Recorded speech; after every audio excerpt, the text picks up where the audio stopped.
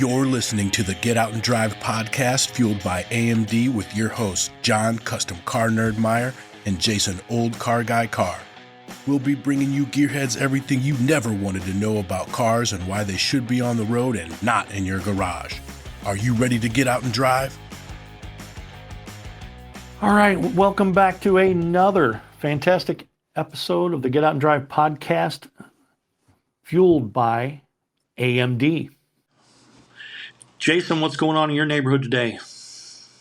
Well, we are getting ready for a road trip, so getting the last minute touches done to Old Dale Jr., working on a wrap. I can't wait for everyone to see that. It's turning out great.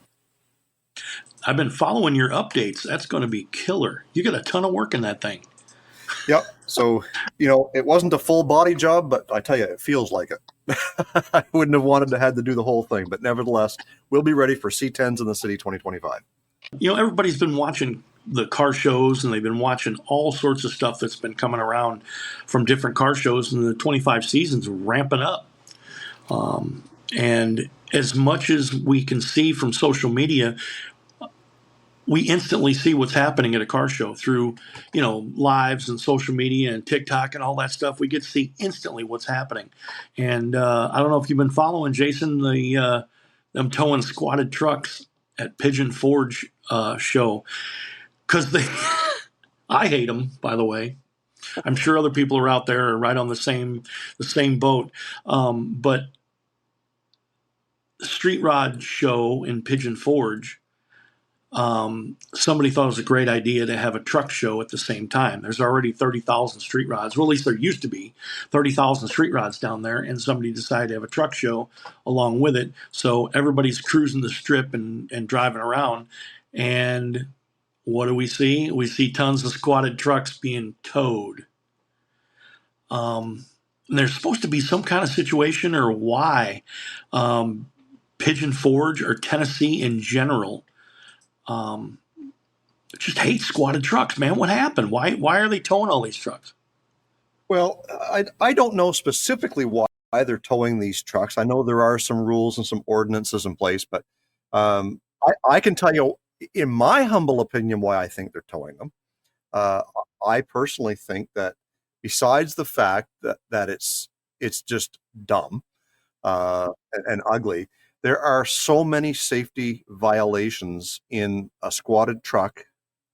So let's just clarify. We're talking about trucks that looks like a dog rubbing its ass on the ground, trying to clean its butt or itch its butt. So it's like squatted in the rear, jacked up in the front. So when vehicles are manufactured, part of the manufacturing process is to make sure they pass safety standards, meaning bumper alignment. So if you get into a front end crash or you rear end somebody, that the bumpers impact at the same various heights there, and it saves you from undeading yourself. You've got the fact that your headlights are now not aligned with the highway. So if you're driving at night, you will not see the things you're supposed to see when your headlights are aligned. So there's safety feature number 2. Safety feature number 3, when you're sitting in the driver's seat, you are not seeing the full view of the windshield in front of you, because you are, we're being exaggerated here a little bit, but you're literally looking up in the air and having to overlook your hood more so than ever before. So I believe it's a safety issue, not because the kit was installed wrong, because it probably was installed proper. The front end could be just as tight as a drum. The suspension could ride fine, which I highly doubt. But at the end of the day, these things are a menace when surrounded by other vehicles. I don't know about you, John, but there's not just one person. Lawn. Exactly. I don't know about you, but there's never a scenario ever where you're the only one driving down the road. Oh, right. There's traffic everywhere all the time. And if you know anything about Pigeon Forge, Tennessee, the streets are narrow, there's not much parking, and doesn't take a lot to clog up a small town. The Get Out and Drive podcast is always looking to support the next generation in the auto industry and hobby through our What Drives Youth initiative. Our friends at AMD know that younger enthusiasts are out there building vintage cars and trucks while incorporating modern comforts. AMD Restoration Parts maintain that classic look needed for Restomod builds. If you are a younger enthusiast working on a build using AMD parts, we want to hear from you. If chosen, you and your build will be featured in an upcoming What Drives Youth segment on the Get Out and Drive podcast. Visit getoutanddrive.com to let us know about your build or tag us in your build posts on social media. Visit autometaldirect.com and use the code GOND for a 10% discount exclusively for our listeners for a limited time. AMD, built for enthusiasts by enthusiasts.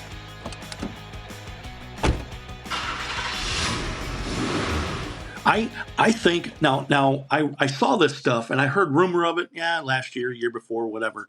And I'm like, yeah, they look stupid. I don't really care about them. This year it kind of clicked in my head. And I said, I think I'm going to read the rules for Pigeon Forge, why they're causing problems with these trucks, why the trucks are a menace to the road, and all the things everybody wants to call them. And I go and I read through all that stuff. And they said that the front bumper has to be a certain height, minimum or maximum, whatever it is. So we're already falling into custom car, mini trucker, lowered suspension, adjustable air ride trucks, all that stuff. All right. We're already stepping on their toes. Now, they said no difference in height from 4 inches from the rear to the front. Okay. Now, and they talk about that you can't see that, I don't know, somewhere in the world there's some child that ran out in front of this truck somewhere and has been run over. That's why they put them little safety guard swing out arm things on the front of school buses so little Billy doesn't run out in front of the street and in the street get run over by a school bus. And I'm looking at all this different stuff, and the headlights pointing straight up, and everything that they say is not good, and the reason that these vehicles are being towed and illegal. So now everybody's going to come on, and they're going to hand me my ass. I can guarantee it. But you can't see out the front of a squatted truck. Your headlights are too high. The back end is 4 inches different than the front. Your bumper's too high. Your bumper's too low in the back. 100 other things. Now, how many street rods are at that show or any other show in Tennessee or any other show in the country? And every single one of those laws of don't do applies to them.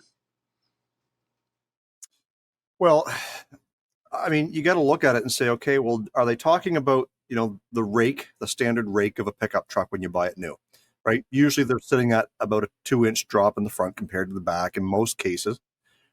Even 4-wheel drive trucks are that way. That's why up here in the north, when it comes time to, get your truck rigged up for snow plowing, we need to add a 2-inch leveling kit, which just brings the front end to match the rear.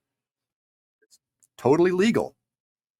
We're talking about extremes. And I think this same category falls into play with lifted trucks in a lot of places like Pennsylvania and different places like that. Lifted trucks are okay as long as they meet other criteria to do so. Mud flaps, for instance, fender flares, for instance, stuff like that.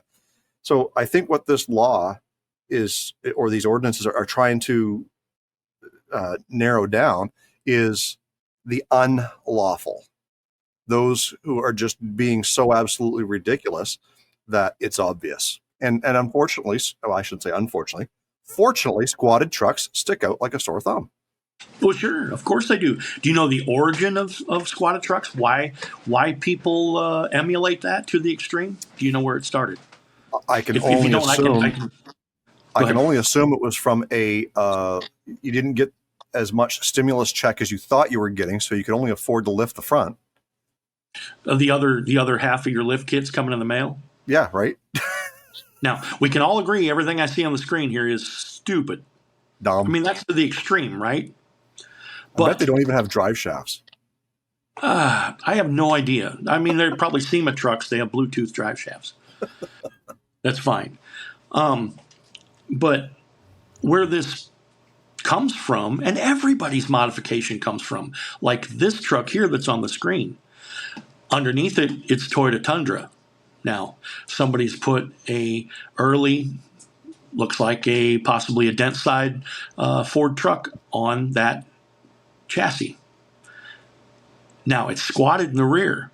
Now, everybody from gassers to streetable AFX cars, everything, and we'll get to that in a minute, everything is emulated from a race car, because those trucks, trophy trucks, stadium racers, all that stuff is squatted in the rear so they can have a ton of suspension movement, and they can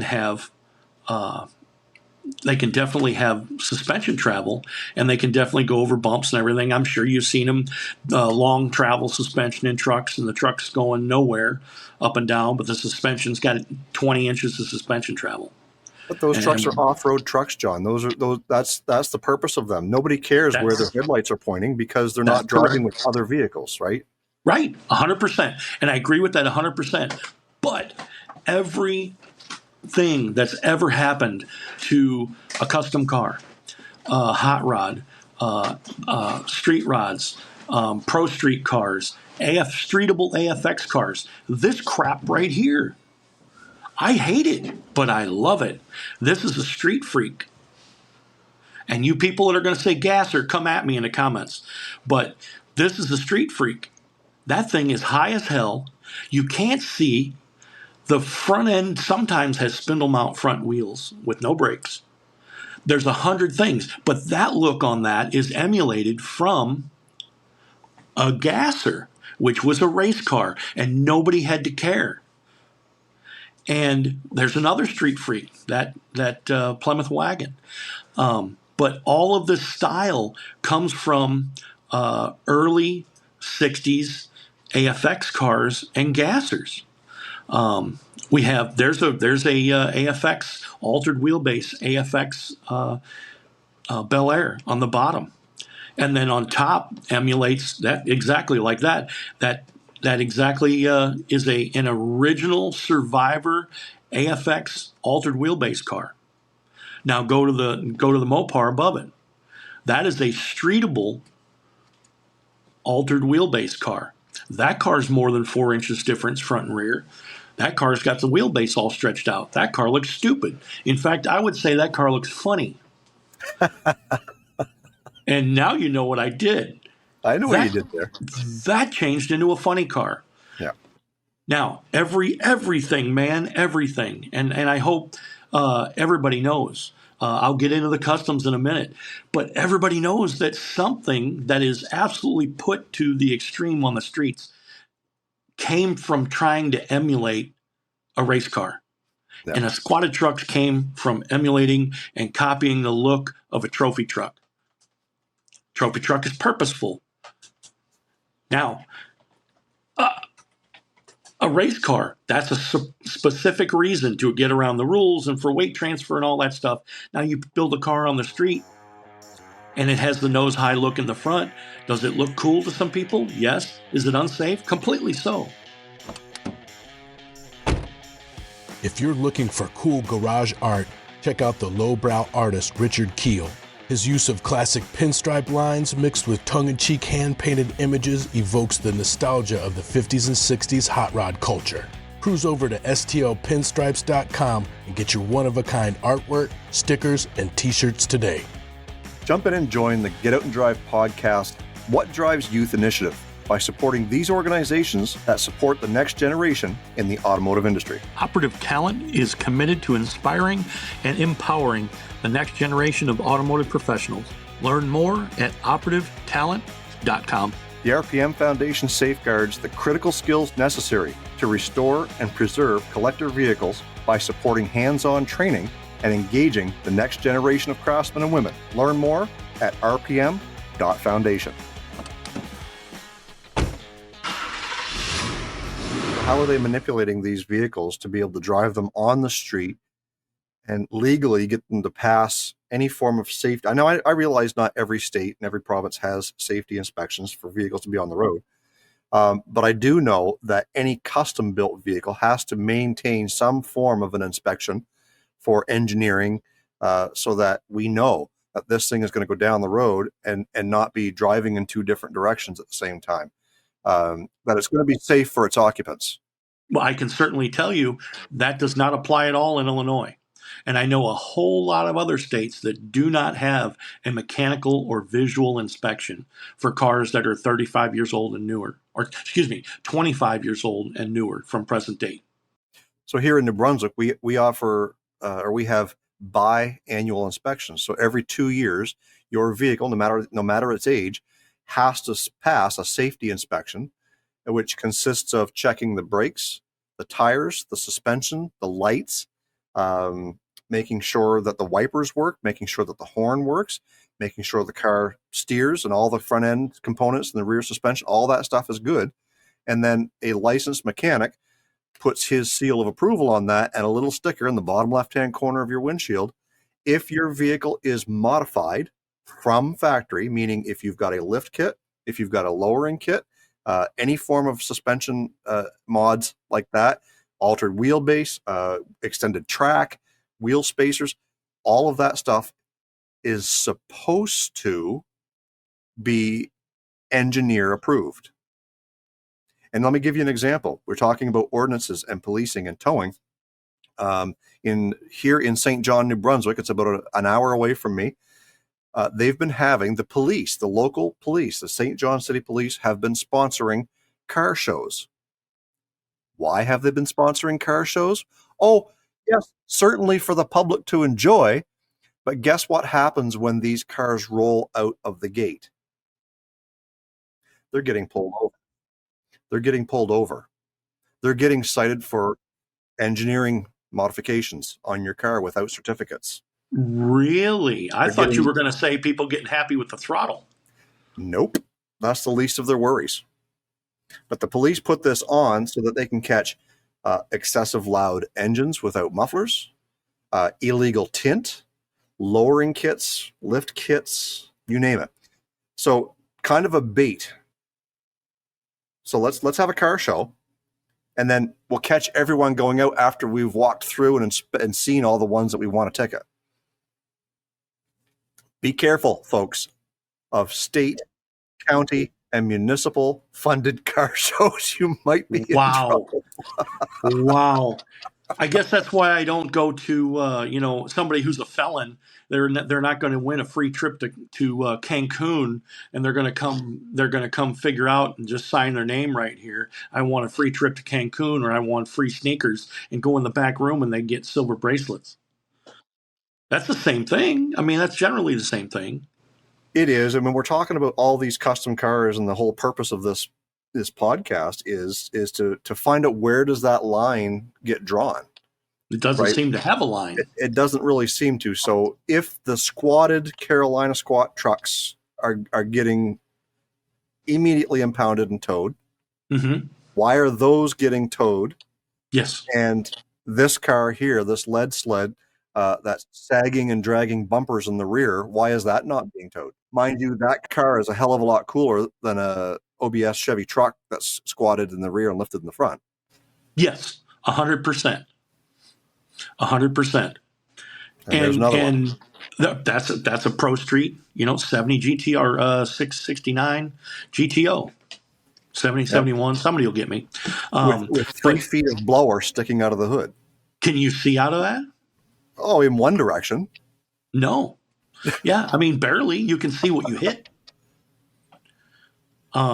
There's another picture on here of a there it is, a Mustang 2, one of my favorite cars. You can't see nothing out of that car. No, that's ridiculous. Yet people who see it driving down the street are going to point fingers and say, "Oh my God, look at that cool car." Sure, and that's what I think is happening. And other street rods, there's a car there that's got 4 twin engines hooked to each other. It has quad 4 blowers on. That's ridiculous. You tell me that guy, you can barely see his freaking face. You tell me he can see anything. Well, it's a good thing. What does it look like? A tea bucket? Like, it's a good thing. It's a from whatever it. Yeah.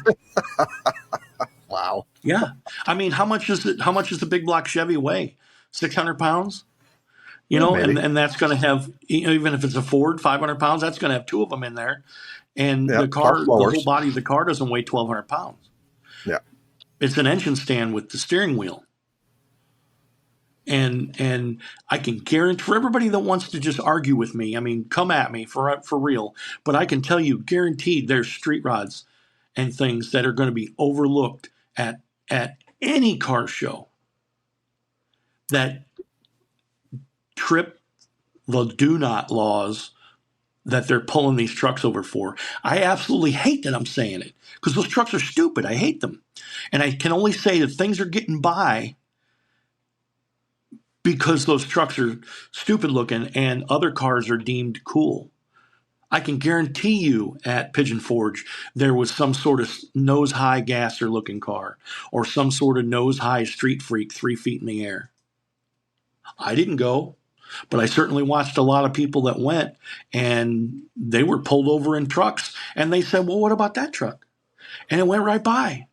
Well, what about that truck? What about that truck? I can see going to a show and you get pulled over because you have a car with a ton of horsepower and you're doing a monster burnout. You're going to get pulled over sometimes. Sometimes people let it go, sometimes don't.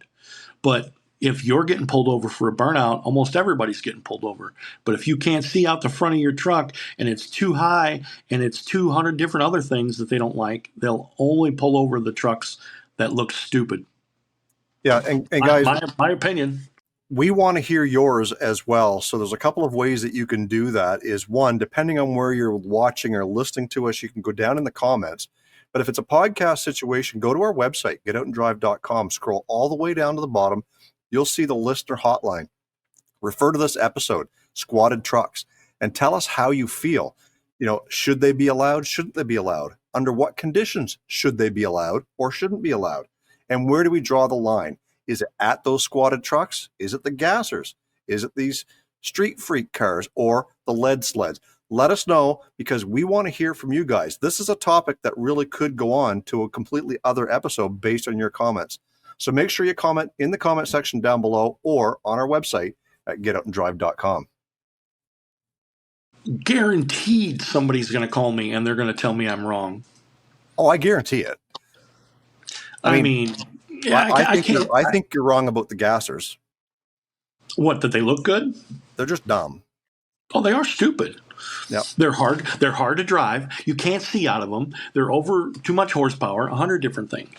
Well, what do you build a gasser for? One purpose. That's to get down a quarter-mile strip in the least amount of time as possible, maybe burn 1 gallon of gas doing it. Right?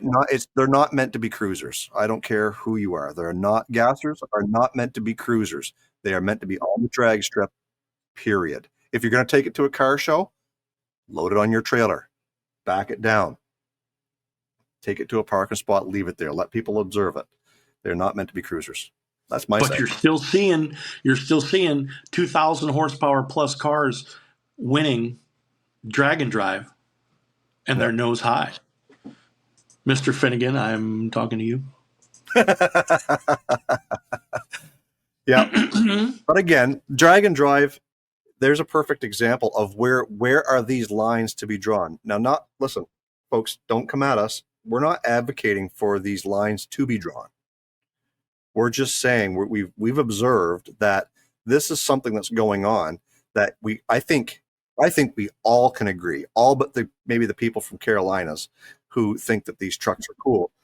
But I think we all can agree that look is just is dumb. Okay. So therefore you should be targeted because that truck looks dumb. Granted, look, as I've said in many a podcast, as John and I have observed, going to multiple car shows, not every car and every custom car is done to our liking. Guess what? The guy that built it did not build it for us. However, you need to appreciate the amount of time, effort, and money that was spent on these. However, a squatted truck's just dumb. It just is. There's a lot of work and there's a lot of money that goes into them. I won't dispute that. But for what? For what purpose? So that we here on the Get Out and Drive podcast can talk and make fun of you about it, I'm okay with that. I mean, I've driven a street freak. I've driven a gasser. I've driven an extremely chopped car, but you can't see nothing out of it. I've driven a ton of stuff. I've never driven a squatted truck. I didn't want to be anywhere near it. But definitely all rules apply to everybody unless you look stupid. That's what I'm getting out of this. Yep. And I think you're right. And like I said, in a certain situation, if you're going to a car show and the cars seem to follow a generic theme, they're nostalgic, they're old school, they're lead sleds, they're this, they're that. And then you've got these modern squatted trucks rolling. You stick out like a sore thumb, you're just asking for trouble. Okay? So be warned, especially in Gatlinburg and Pigeon Forge, Tennessee area. I did want to make it a point to bring up Everything Autos. These guys are a towing YouTube channel that operate out of the Gatlinburg Pigeon Forge neck of the woods. And there's a ton of videos on different car show related things, about different parking violation things in those areas. It's a great channel. It's fun to watch. A couple of down home, wholesome people that you get to see a lot of the great countryside up through the mountains and the tourist areas of Pigeon Forge and Gatlinburg. So make sure you check out Everything's Auto. It's a great channel. I follow them quite regularly. I only found them about a year ago, but make sure you head on over and check them out, because you'll see some of the things that we're talking about here on this channel, on this podcast. You've told me that they've towed classic cars before because somebody has left them behind after a show. So, yeah, when I say left, who would do that? So when I say left behind, I don't mean they just totally walked away and abandoned the car. What I mean is during an event, they have an annual event down there with cars. And what a lot of people will do is they will pull into fast food restaurants, grocery stores, and they'll butt the nose of their car up against the curb so they can sit there and watch the cars go by. Or they'll go into the restaurant, have a meal, or they'll walk away from their car to go shopping, because it is a touristy area in Pigeon Forge. But what they don't know is there are parking ordinances that do not allow you to leave your car in certain areas unless you are a patron of that business. So one of the very first business or videos that I found of Everything Autos was they had a car show in a local Cracker Barrel parking lot. And what was happening is people who, they didn't have a car show there. They had a car show in town, but people were bringing their cars on trailers and leaving their trucks and trailers in the Cracker Barrel parking lot while they took their classic into the car show. They weren't customers of Cracker Barrel. So Cracker Barrel comes out and says, I want them all towed. So that was one of the first videos that I saw, which led into other videos. Like one was I think it was like a white Charger, probably late 60s or early 70s Charger, that was just sitting there. And the restaurant owner came out and said, this car has been here for 4 hours. They are not customers of our restaurant. We need it to go so that paying customers can come in and have a place to park. Again, if you guys aren't familiar with Pigeon Forge, parking is at a minimal. There's places you can and places you can't park. And the places you can't park may look like places you can, but generally they're clearly labeled that you cannot.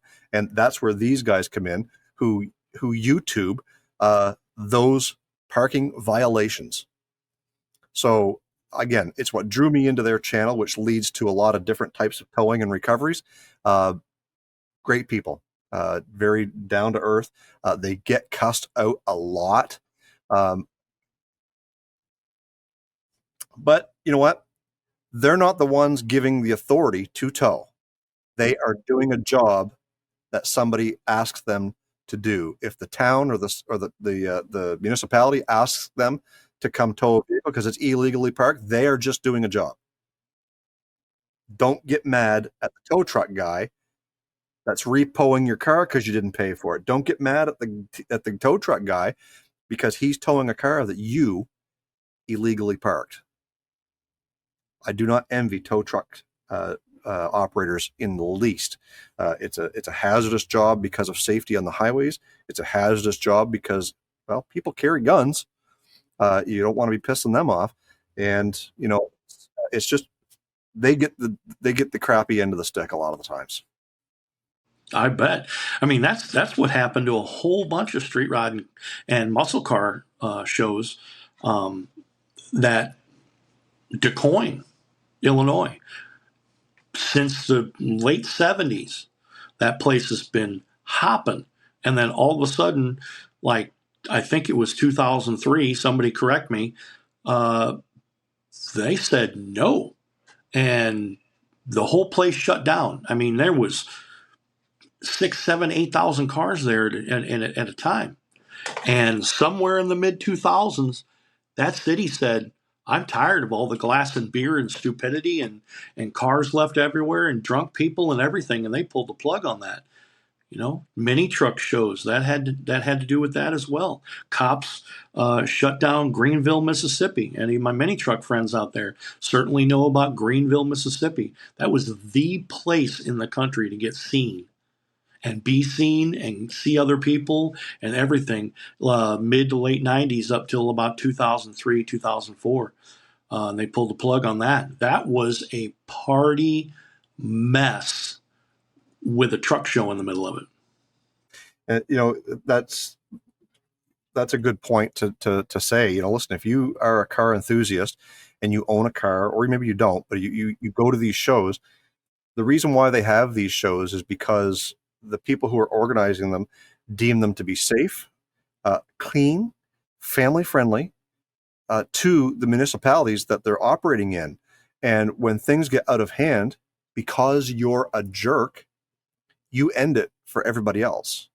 So, be respectful when you're going to these places. When there's assigned parking, there's places to do things like, burn the rubber off your tires, have a smoke show, have, racing in the street. There's places that are dedicated for that at times, but doing it just because you think you can and you want to get away with it, you're going to ruin it for everybody else. And some of these big annual car shows, they just go away and they do just disappear. Be respectful of the rules. So it's just something that, every car show has that one guy who just wants to, smoke the tires off it for a quarter mile up the road. And you know what? There's a time and place for that. But when there's people and kids sitting on the curb watching you, you're not a tough guy. You're an asshole, and you're going to ruin it for everybody else. 100%. Cruise on over to our website, getoutanddrive.com, for all the info you never wanted to know about our podcast. Hit us up on our listener hotline, be the first to know what's happening, get industry news, and grab your Get Out and Drive merch. Are you ready to get out and drive in 2025? Get those cars on the road on October 5th, 2025 to celebrate National Get Out and Drive Day. Visit nationalgetoutanddriveday.com for more info. Connect with us on social media. Find us on Facebook, Instagram, and TikTok. Follow us on X at Get Out and Drive Pod. What drives you?